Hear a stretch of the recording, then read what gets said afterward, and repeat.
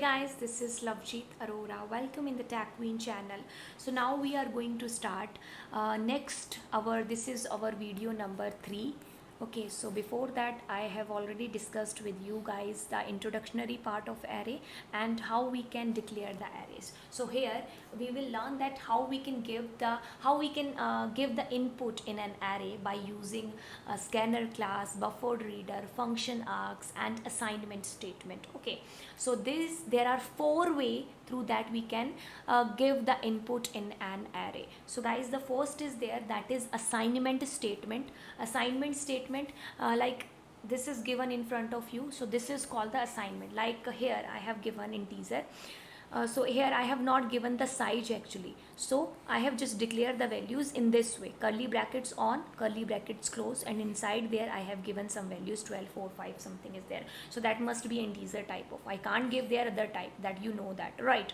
So if I talk about this 12, so this 12 is on 0th number index, this is on 4, this is on 5th, this 5 is on 2, this is on 3, and this is on 4th number index. If I ask to you what is the size of array, so you will say that 5 is the size of this array, right? Okay, so this is called the how we can give the value, if I'm using there the assignment statement. Let's say that if I'm going to use their x is equals to 10, so I'm using their assignment operator. Through that I'm just inserting some values inside this built-in data type x is equals to 0 if I'm declaring it integer x, right? So in the same way I can give the values with the help of these curly brackets also, right? Okay, so here one example is given in front of you. So here integer age, some values are given, so this is called the declaration with the help of assignment operator. I can give the value inside this array. My array name is age, and if I just want to access the value, age, so 0th number element, so what exactly on that 12 is there, so that will be, if I just want to access the 1th number element, so that will be 4. If 2 number element, so that will be 5. If 3 number element, that will be 2. If next, that will be 5.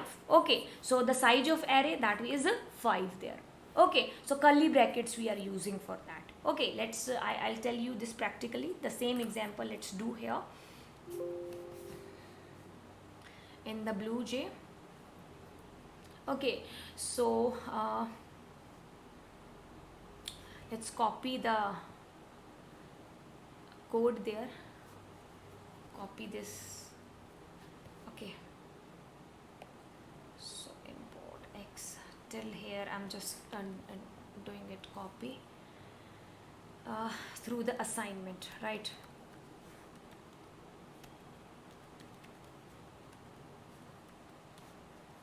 Input I have given there, so let me open that. And okay, so if I am doing it to okay, so few things are there that I need to remove there. Okay, so now that's fine. Yeah, that is the name of my class, and here I need to remove this comment. Okay, so let's say that I'm not asking any value from the user. Okay, so there is my array. Let's say that this is integer type of only, and my name of array is a only. Okay, so these are curly brackets. So here I will just insert some values, let's say that 30, 40, 50. Okay, so this I have declared, I have put the values with the help of this assignment operator. So like that, in this bunch inside the curly bracket, whatever is there, so that is going to be insert inside this a. So if I talk about this 10 is on the 0th number location, this is 1, this is 2, and so on. So now let's say that I just want to access all these values. So how I can do, system.out.println. Okay, so here what I can do, AI, okay, so that will be printed there, right? That's so simple. Okay, so now let's say that assignment input, let me run that. And okay, yeah, here I have given there 10 actually, so that's why I found error. So it's a size is 5, right? I have to give their size 5 only, I can't give their the size, okay, bigger size, right? because I'm just initializing the value, I'm just giving the value here 5 only, so that's why I have to give there 5 only. The size is must there, otherwise you will get error. Okay, so these were my values which I have received, this 10, 20, 30, 40. See, previously also we found our result. Okay, we it has printed, but after printing 50, guys, I had given there 10. Okay, so it had printed that time till 50, but when the i's value will be 5, so that time it was finding the next value there. Where is the next value? But there was no next value, so that's why it had given us a runtime error. I hope you got. Okay, see guys, I have given there 10, so that means it had printed there the 10 to 50. You can see here on the console, I had already shown you. So when the i's value was 5, so it was finding that where is the next value, because there is no next value, so that's why we have to give the same size here, right? So this is the through the assignment a statement, we can give the input in an array, right? Okay, so here also in this example also we have done the same. Here I have given 2, 3, 4, 5, 6 values there, and I'm just initializing it with 0 and I is 5, and whatever will be the i's value, that means from that this value, that will be 2, 3, 4, 5, 6, I'm just adding it in a variable sum, and one by one I'm just printing the sum. Like you can say that 2 will be there. Okay, next 3 plus 2, that will be 5, and 5 plus 4, that will be 9. Next value is 5, 9 plus 5, that will be 14. So this is the thing that what I'm doing there, right? So the main thing is that we have to learn that how we can give the input by using the assignment statement. Next I'm moving, there is array's length, how we can find the array's length. So here we are using length. Okay, so guys, if I have declared my array, that is this, so now I know that its a size is what, its a size is 0, 1, 2, 3, so that means 4 is its a size, right? How many seats are there? 4 are there, so its size is 4. So for that I can give there access is the name of my array, access dot length. Okay, so it will print there 4. So this thing you have to always remember, if to find the length of array, we have to use dot length. Okay, so now how I can change the value there. See guys, if I have given there access is the name of my array, and this we have done already actually. There is no change of value, that we will do in the next slide actually. Access dot length, so there is no need to give here 5, like I can say that if I'm going back to the BlueJ, so I have given there 5, no need to give there 5. Okay, I can simply write there this also. Okay, this also fine. So simply it will access the value. The value means the size. Okay, no need to give there the size 5, 6, 10, whatever is there. You can simply write this also, right? Okay, so this I just want to tell you. Next I'm moving there. Next is there. Okay, so this is also a simple example there. What I have done, I can give values like that also. A is 0 is 10, A is 1 is 20, A is 2 is 70, 3, 30, 40, 40, whatever is there. So like that I also print that. Okay, let me give you the example for this also. Instead of giving values like that, I can give the value in that way also. I can give their integer 0th number location 20, integers a is equals to 9, one number location that you are inserting there, maybe 200. Okay, in that way also I can give. Instead of writing this, what I can do, I can simply declare it like that, and 0, 1, 2, 3, 4, 5. In that way also I can give the value inside the array. Okay, in here you can see I have given the values, right? Okay, so now next is there by using the function argument, how I can give the value by using the function arguments. Okay, so let's say that function argument. Let's do the practical of that also.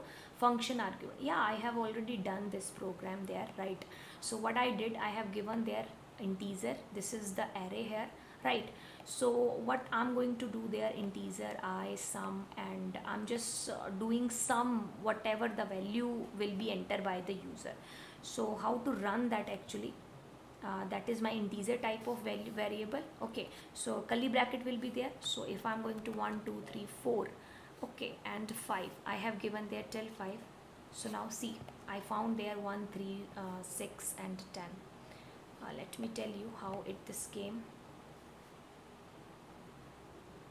Okay, see here, integer m, I have not given its a size, so I have given its a input at the time of in the blue j only, right? So here integer I sum, so now i's value will be 0 0 to less than 4 I have given there, right? Okay, 4 I have given there. Now sum's value is 0, so every time whenever the value will be there, because I had given 1 2 3 4 5 whatever I have given, so that will be add in the sum. Okay, at last you will find there 1 3 6 10. Okay, the value will be add one by one inside this sum. So the main thing is there how we can give the input in an array. In that way also we can give the input, right? Okay, so now I'm moving back to the ppt. I'm moving back to the ppt. So here, how we can give the input and input stream reader class, right? So let's do this also practically. Here my buffered class is there. So for buffered class, as you know that we have to declare IO package, import we have to IO package, and this is the name of my class. Okay, and afterwards what I did here, I have to use the throws IO exception, that is the main thing here. And then I have declared the input stream reader and buffered reader, that we have already discussed why we are declaring it, what is the use of that, everything we did, right? So now this is my array. As you know that we have to give the size of our array, so I have given there the size 5. Okay, integer type of it is. So now what I'm gonna do there, here, I hope guys you people are familiar with this parse int and integer, my wrapper class. I have already discussed with you what is wrapper class and what is the use of parse int. Actually in the buffered reader, and when we are using this input stream reader, so whatever the user is going to be entered there, that is in the form of string only, that is in the form of string only. So user, whatever the will be entered by the user, that will be received in the form of string. So now we need to convert it into the integer, float, double, in the respective data type, wherever we want to convert that. So guys, my array is integer type of, so that's why it will receive the input in the form of string. So now with the help of parse int, this is integer my wrapper class dot parse int, with the help of this we are just converting string into the respective data type value. Respective means the integer only. Okay, so one by one values will be inserted inside that, and finally we will just print or whatever we want to do with that value. Okay, let's say that if I'm going to run that, so let me show you what will happen here. So let's say that 1 2 3 4 5. Okay, so that we found there. Okay, when you enter those values, that was in the form of string only, but with the help of parse function, parse int, parse float, parse double are there. So with the help of those we are converting string into the respective class, respective this wrapper class. Okay, so my array, that is by using a scanner class. So this is also the way through that we can give input in arrays, right? So by using the scanner class, so this is our fourth one. That is so much easy actually, because we just need to import there the package, and we need to just declare the object of the scanner class. Okay, so that is so much easy, as you know that how to declare the array. So this is the way how we can, this is mm is my array's object, and the type is integer, right? And there new Okay, new is the operator there, through that it is allocating the memory, right? And its size I have given there 5, so that means only 5 elements can be inserted there. So as you know that the first element would be on the 0th number location, and now we are just moving from 0 to till length minus 1. Length will be 5, so that means 0 to 4. Okay, so now we are just entering the data inside our array. Okay, so here m's I number location. Okay, what m's I number location, whatever the i's value is this time what, 0. So we are just inserting on the 0th number place a value. Let's say that, let me take the screenshot of that, and going back to the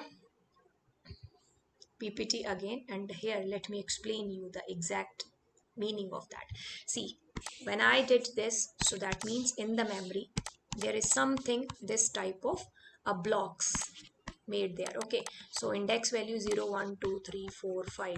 Okay, so our size is 5, so that means 0 to 4 only, right? So now if user will enter here something, so we are using for that next int. Ss is the object of my scanner class. M's I number location, first of all I is our 0. So for example, let's say I have entered there 5. So next I'm just doing here sum is equals to, so what is exactly inside sum? There is 0.